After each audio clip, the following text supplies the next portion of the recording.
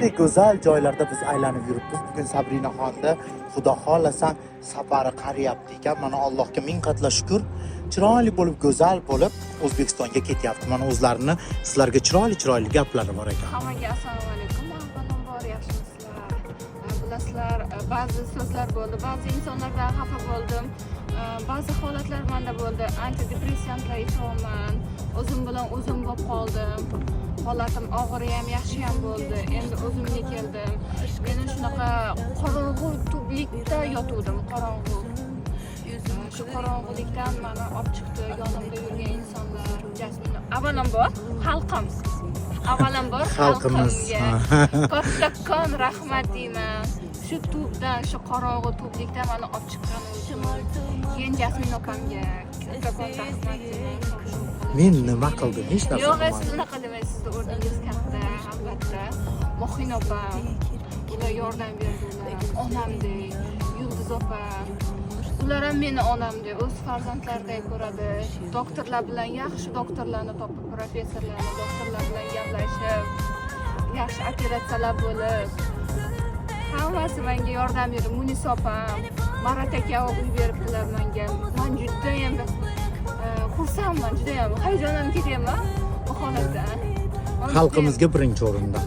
Birinchi o'rinda shu xalqimiz bo'lmaganda, shu ko'tarmaganda shuncha darajaga erishmasdik. Shunaqa joylarga kelmasdim xalqim Da. bo'lmaganda. Bugun mana Sabrinani ketishi munosabati bilan xayrlashish demaymiz endi. Xudo xolasa обязательно ko'rishamiz O'zbekistonda. Mansa qilib aylanib hozir raqsga tushib, Sabrina birinchi marta meni oldimda bir narsaga xursand bo'lib ketdim. Raqsga tushkim kelyapti, deyapti. Timmi raqs tushaylik, deyapti. Shunga xursandman. Allohga ming qatla shukr. Mana Sabrina Xudo xolasa Eninga ketyapti O'zbekistonga. Chiroyli kutib olinglar. Xudo xolasa Toshkentda ko'rishamiz Sabrina.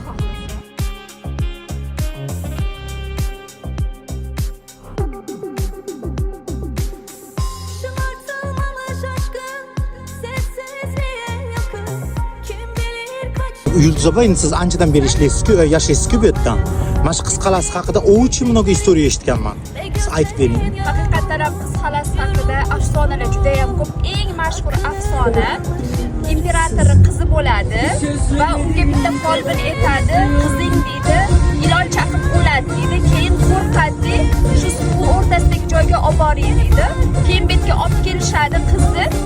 Keyin unga savatda meva olib kelishadi. O'sha savatdagi meva bilan ilon ham keladi va qizni chaqadi, o'ladi. Baribir o'ladi.